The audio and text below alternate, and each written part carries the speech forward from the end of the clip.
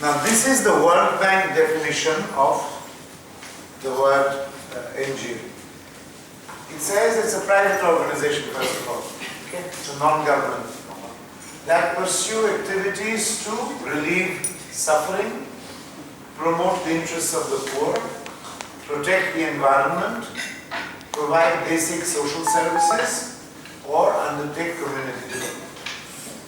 Very, very simple. So it's a good and comprehensive definition that the World Bank gives us. So basically the objectives are these: relief from suffering, promoting interests of the poor, protecting the environment, providing basic social services, or undertaking community development. Many years ago, when I was, maybe I was your age, I used to imagine that many of these things are the job of the government itself. So this is the change that has happened in virtually one generation and maybe a little more. Okay? So basic social services, you would imagine, it's either the municipality or the government or somebody that will provide to you. But increasingly, these are not stuff that government does well or does at all. So these are, the World Bank goes on to say a few more things. And this is a more utopian definition. We may question these definitions. The World Bank says that NGOs are typically values-based organizations, okay, which depend in whole or in part on charitable donations and voluntary service. So this is, now actually there's a lot inside this, this one liner. One is it's values-based. What kind of values? We saw in the last slide. Those are the kind of values that these organizations are based on. So it's not, for instance, pursuit of profit.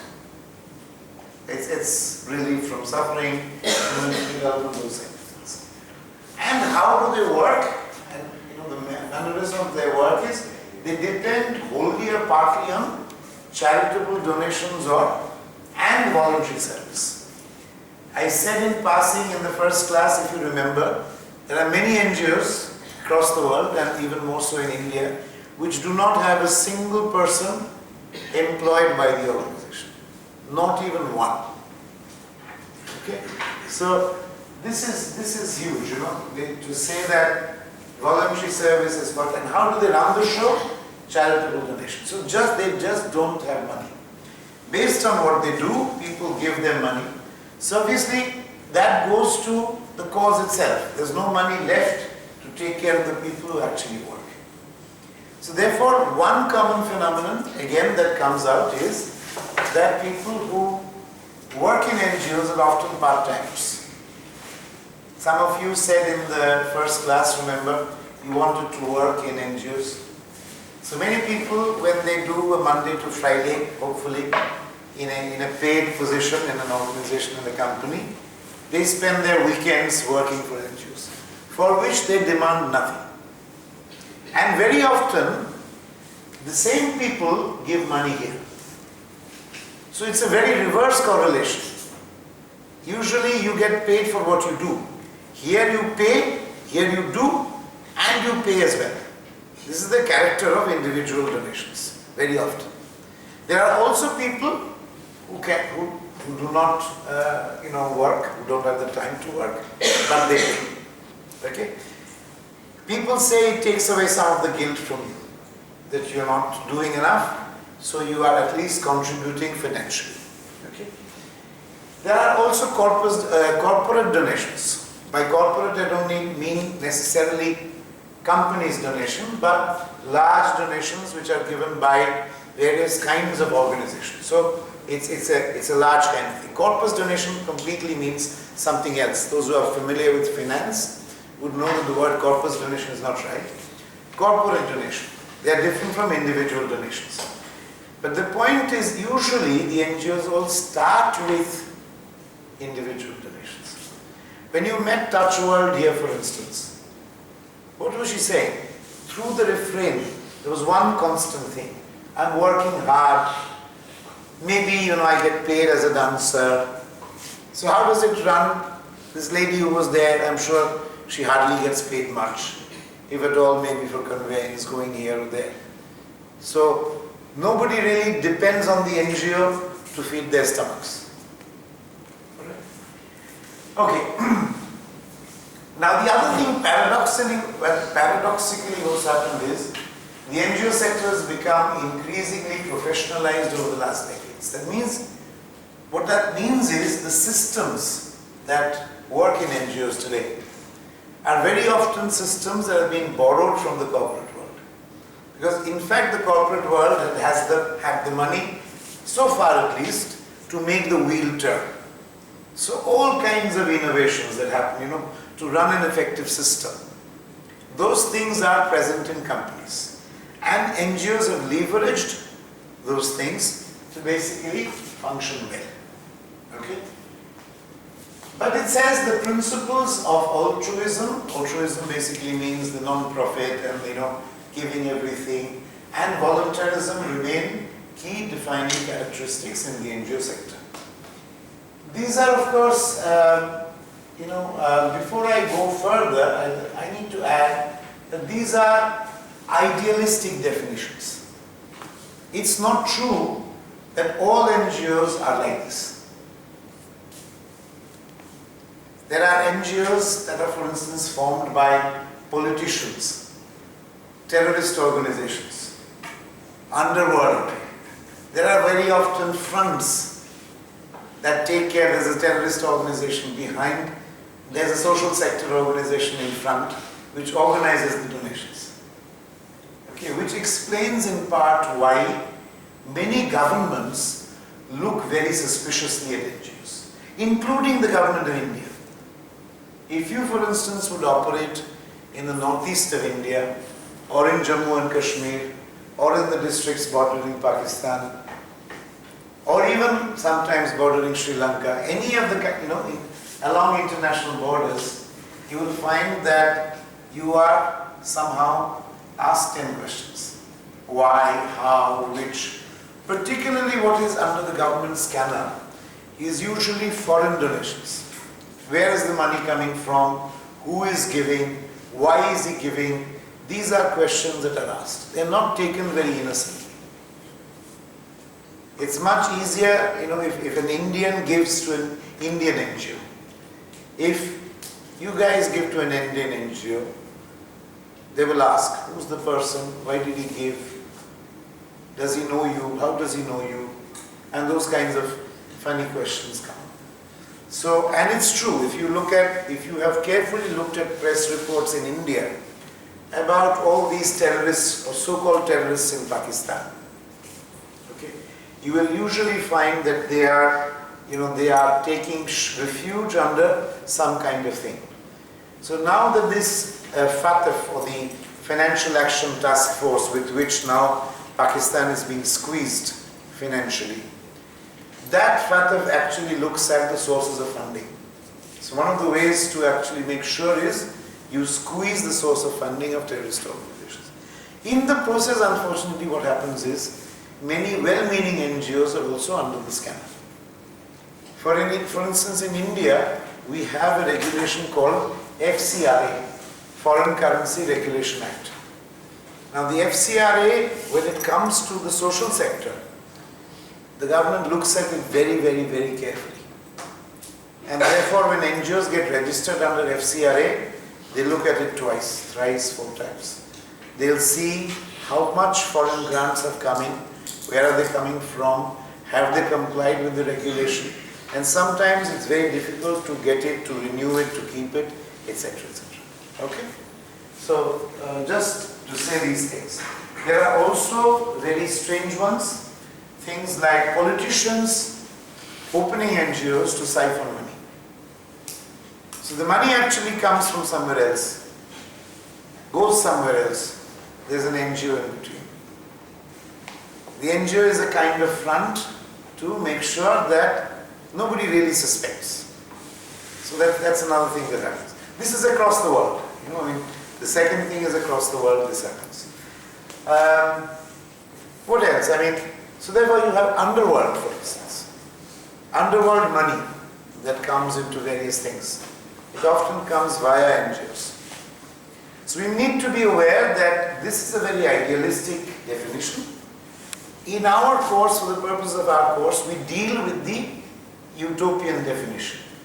We don't really deal with the other part, but there is a huge underbelly of that. How huge, how big, I don't know. But that is there, which means that there's additional pressure on these people. So not only are you working hard, if you are really well-meaning for the citizens, on top of it, you are defending that, the fact that you are doing what is right. So it's an additional pressure. And you are squeezed financially. Okay. So these are some other names for the broad word phrase NGOs. Remember in the first class, I also told you that we will be looking at a broader spectrum than just NGOs. Very often NGOs are also called NPOs or not-for-profit organizations. Alright. Sometimes they are called voluntary organizations. Now not-for-profit basically defines it that it's not purely voluntary. Voluntary means that maybe at best one person will be paid. So voluntary means everybody is like a volunteer. So that's the meaning. There are also civil society organizations which campaign for advocacy issues. CSO. Alright? If I am not wrong, Manoj, the second speaker the other day, referred to his organization as a CSO. So this is what it means. Civil society organization that champions a particular cause of civil society. There are also community-based organizations or CBOs. Anyway, we'll do the slide and stuff. So when you meet this particular organization that works with sex workers, that's a community. So they take care of that also. So they call themselves CBOs. There's also charitable organizations. That's another very common phrase. Another word is third sector organization. Again, now you will find that many people choose to call themselves VO, not NPO. Somebody says I'm a CSO, I'm not an NGO. So there are these subtle definitions. For the purpose of this course, where you are coming from a B school, we don't need to go through all this. But you may choose to ask the NGO, why do you call yourself a CSO? Why do you call yourself a CBO? Why do you call yourself an NPO? You will see that there are subtle differences in the thing. They are part of the same broad umbrella. Okay? So, that's it. Carry on. No, I'm carrying on, but he's come. Okay, very quickly we'll do this part, the evolution of NGOs in India. We've talked in the last class about the Buddhist Sangha, where we said that, probably 2,500 years ago, this is one place where also NGOs were born. Okay? But more recently, if you look at it, what happened in pre-independent India, there's one guy with whom NGO movement could be identified. What today is called an NGO movement. Although the word NGO was not that common in pre-independent India before 1947. So it was social welfare, constructive work inspired by Gandhi and others. Very simply, if you see a picture of Gandhi, very commonly with the spinning wheel. He's kind of spinning the thing and you get yarn from it.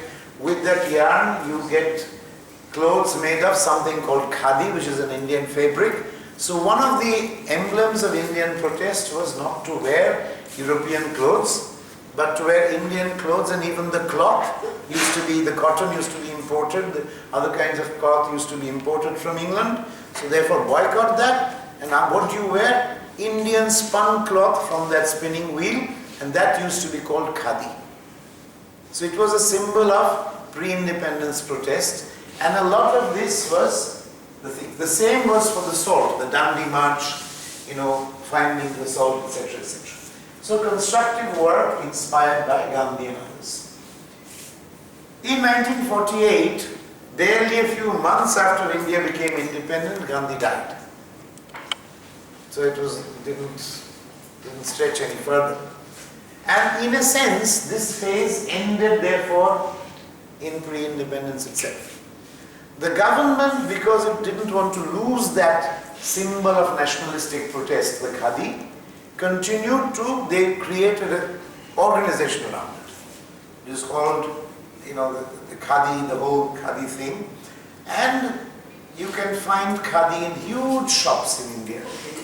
And you'll find it kind of retails all over the place, but they are usually government places, and they're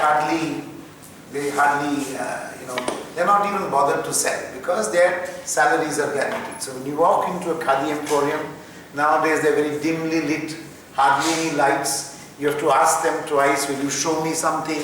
Then they'll, basically they'll very reluctantly show you something. So that's the experience, okay?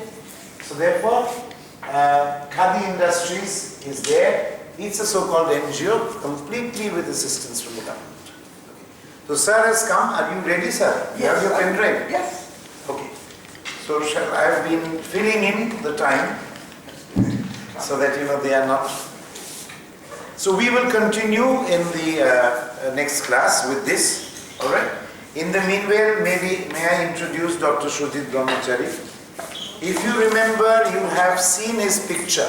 Of course, a younger Dr. Brahmachari in the first class with Mother Teresa. So here is the man himself.